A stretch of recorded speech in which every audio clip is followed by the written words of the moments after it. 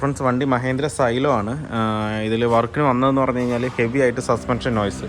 Heavy എന്ന് പറഞ്ഞാൽ heavy ഭയങ്കരമായിട്ട് സൗണ്ട് ഉണ്ടാക്കണം. കറ കറ കറ കറാന്ന് വണ്ടി കട്ടറിലൊക്കെ വിടുമ്പോൾ കറ കറ കറാന്ന് സൗണ്ടും. അതുമാത്രമല്ല ഷോക്കിൻ്റെ ആക്ഷൻ എന്താ വെച്ചാൽ ഷോക്ക് ഡെഡ് എന്ന് വെച്ചാൽ സ്പ്രിങ് ആക്ഷൻ മാത്രമേ ഉള്ളൂ. ഷോക്ക് ഡെഡ് എന്ന് വെച്ചാൽ ഒരിക്കൽ ഇങ്ങനെ ആഞ്ചി കഴിഞ്ഞ് കഴിഞ്ഞാൽ വണ്ടി ആടിക്കളിച്ചിട്ടാണ് വരുന്നത്. വെച്ച് കഴിഞ്ഞാൽ ഷോക്കിൻ്റെ ആക്ഷൻ ഒട്ടും തന്നെ ഇല്ല. ഈ സ്പ്രിങ്ങിൻ്റെ ലോഡ് എടുക്കാനുള്ള ഈ ഡാമ്പിങ് ഒഴിവാക്കാനുള്ള ഒരു ആക്ഷനും ഷോക്കിനകത്തില്ല. കംപ്ലീറ്റ് ലീക്ക് ഔട്ടായിരിക്കണം. ലീക്ക് ഔട്ടായിട്ട് കംപ്ലീറ്റ് ഓയിലും പുറത്ത് പോയിരിക്കണം അതിനകത്ത്.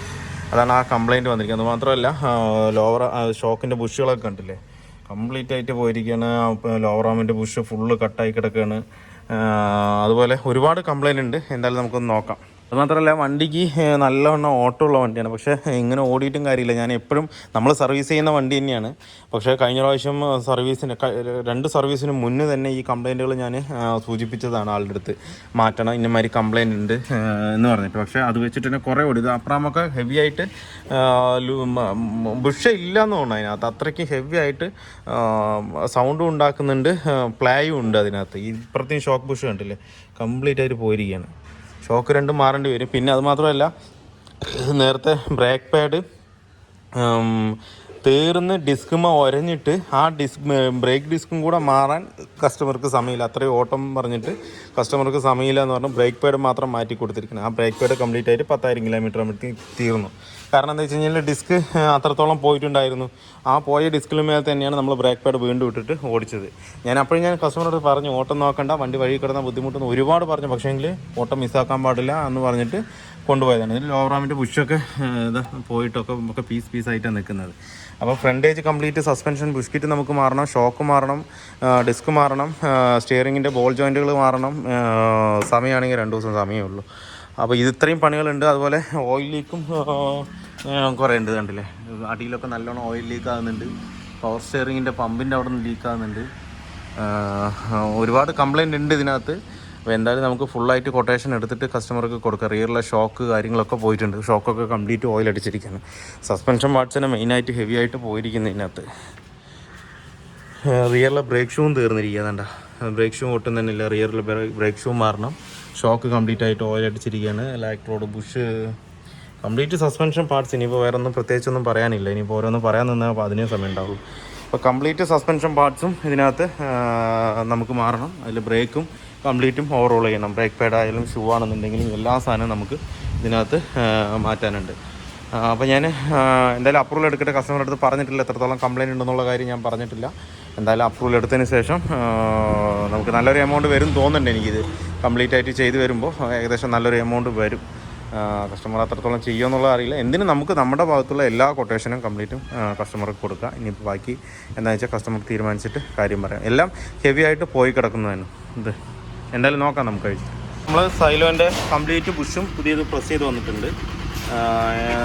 കണ്ടില്ല, ലോവറാമിൻ്റെ അപ്പറാമിൻ്റെ എല്ലാം തന്നെ പ്രസ് ചെയ്തിട്ടുണ്ട്. എന്താ വെച്ച് കഴിഞ്ഞാൽ അപ്പറാമൊന്നും നമ്മൾ മാറുന്നില്ല.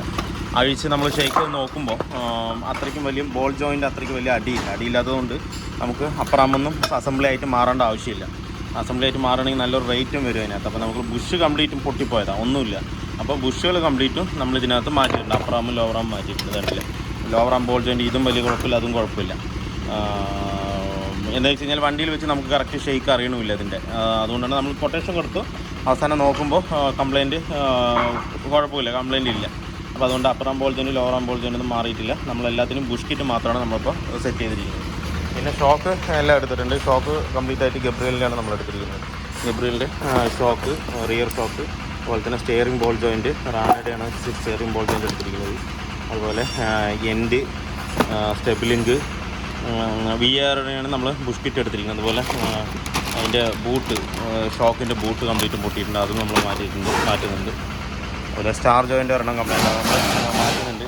MSL എന്ന് പറയുന്ന കമ്പനി ഉണ്ട്. എന്ന് വെച്ചാൽ ഓയിൽ വരുന്നത് തന്നെയാണ്, അതുതന്നെയാണ് നമ്മൾ എടുക്കുന്നത്. അതുപോലെ റിയർ ഷോക്ക് ഇപ്പോൾ മാറ്റി വെച്ചിട്ടുണ്ട്. ഇതാണ് റിയർ ഷോക്ക് ഉണ്ടായിരുന്നത്, നമ്മളത് മാറ്റിയിട്ടുണ്ട്. ഇപ്പോൾ ഗബ്രിയലിൻ്റെ തന്നെയാണ് കയറ്റിയിട്ടുള്ളത്. ബാക്കി വർക്ക് കൂടെ നമുക്ക് ഇതിനകത്ത് കംപ്ലീറ്റ് ചെയ്യും. കിലോൻ്റെ ഷോക്കാണ് ഇപ്പോൾ ഇതിനകത്ത് മാറിക്കൊണ്ടിരിക്കുന്നത്. ഷോക്ക് ഫുള്ള് ഡെഡായിരിക്കണം അതിനകത്ത്. കാരണം ഒന്ന് പൊക്കി, ഷോക്ക് പൊക്കി, നല്ലേ ഫുള്ള് ഡെഡാണ്. താത്ത് ഉണ്ടോ ഫ്രീ ആയിട്ട് പോകണം. അതുകൊണ്ടാണ് ആ ആക്ഷൻ എന്താ പറയുക വണ്ടി ഇങ്ങനെ ആഞ്ചി പോകുന്നത്. എന്ന് വെച്ചാൽ സ്പ്രിങ്ങിൻ്റെ ആക്ഷൻ ഒരിക്കലും ഈ ഷോക്ക് അബ്സോർബ് ചെയ്യുന്നില്ല, ഒരു ടൈറ്റായി ഇല്ല അതിനകത്ത്. അതുകൊണ്ടാണ് എന്നാലും നമുക്ക് ഷോക്ക് ഇതിനകത്ത് മാറുന്നുണ്ട്. അപ്പോൾ നമ്മുടെ സൈലോൻ്റെ വർക്ക് ഫുള്ളി കംപ്ലീറ്റ് ആയിട്ടുണ്ട്. നേരത്തെ ആ ഒരു സൗണ്ടോ അല്ലാന്നുണ്ടെങ്കിൽ ഒരു ഒലച്ചിലോ ഒന്നും ഇപ്പോൾ ഇതിനകത്തില്ല. പിന്നെ അലൈൻമെൻറ്റ് കംപ്ലീറ്റ് ആയിട്ട് പോയി കിടക്കുകയാണ്. എന്ന് വെച്ചാൽ നമ്മൾ അത്രത്തോളം സാധനം ഇതിനകത്ത് നമ്മളിപ്പോൾ മാറിയിട്ടുണ്ട്. നേരത്തെ എന്ന് പറഞ്ഞാൽ ഈ നോർമൽ റോട്ടിൽ തന്നെ നമുക്ക് റൺ ചെയ്യുമ്പോൾ കറ പുറ എന്നായിരുന്നു സൗണ്ട്. ഹെവി ആയിട്ട് നോയ്സാണ്. എന്താ പറയുക, ഒരു കാറിലെ ഒരു സൗണ്ട് മാറിയല്ല നമുക്ക് തോന്നുന്നത്, അത്രയും സൗണ്ടായിരുന്നു. ഒരു നമ്മൾ കാളവണ്ടിയിലൊക്കെ കട്ട് റൂട്ടിൽ കൂടെ പോയില്ലേ, അപ്പം ഉണ്ടാകുമ്പോൾ എങ്ങനെ ഉണ്ടാവും സൗണ്ട്, അതുപോലെയാണ് സൗണ്ട് വന്നുകൊണ്ടിരിക്കുന്നത്. കട്ട കട്ട കട്ട കട്ട കട്ട കട്ട കട്ട. ഇപ്പം അത് പക്ക നോർമലായിട്ടുണ്ട്, സൗണ്ടുകളെല്ലാം പക്ക സോൾവ് ആയിട്ടുണ്ട് ഇപ്പം. അതുമാത്രമല്ല അരിയുന്നൊരു സൗണ്ട് ഇതിനകത്ത് വന്നിട്ടുണ്ടായിരുന്നു, കർക്ക് കർക്ക് കർക്ക് കർക്ക് കർക്ക് എന്ന് പറഞ്ഞിട്ട്. അപ്പോൾ അതും ക്ലിയർ ആയിട്ടുണ്ട്. പിന്നെ നമ്മൾ ഓയിൽ ലീക്കിൻ്റെ കാര്യമോ ബ്രേക്കിൻ്റെ കാര്യമോ ചെയ്തിട്ടില്ല. എന്താണെന്ന് വെച്ച് കഴിഞ്ഞാൽ എല്ലാം കൂടെ നോക്കുമ്പോൾ കൊട്ടേഷൻ നമുക്ക് ഏകദേശം ഒരു 40 രൂപയുടെ അടുത്തൊക്കെ വരുന്നുണ്ട്. പാർട്സും ലേബറൊക്കെ കൂടിയിട്ട് എല്ലാം കൂടെ അപ്പർ ആം ബോൾ ജോയിൻറ്റ്, ലോവർ ആം ബോൾ ജോയിൻറ്റ് അങ്ങനെയുള്ള എല്ലാ ഐറ്റംസോട് കൂടിയിട്ട് വരുമ്പോൾ നമുക്ക് അത്രയും റേറ്റ് അതിനകത്ത് വരുന്നുണ്ട്. അപ്പോൾ കസ്റ്റമർ അത്രയും റേറ്റ് ഇല്ലാത്തത് കൊണ്ട് അത് ചെയ്യേണ്ടെന്നായിരുന്നു പറഞ്ഞത്. അപ്പോൾ ബ്രേക്കും ബാക്കിയുള്ള വർക്കും പിന്നെ നോക്കിയിട്ട് ചെയ്യാമെന്നാണ് പറഞ്ഞത്. അപ്പോൾ അത് മാത്രം പെൻഡിങ് വെച്ചിട്ട് ബാക്കിയുള്ള വർക്കുകൾ ഫുള്ള് നമ്മൾ കംപ്ലീറ്റ് ആക്കിയിട്ടുണ്ട്. വണ്ടി ഇപ്പോൾ പക്ക സ്മൂത്ത് ആയിട്ടുണ്ട്, ഓടിക്കാവുന്ന ഒരു കണ്ടീഷനിലായിട്ടുണ്ട്.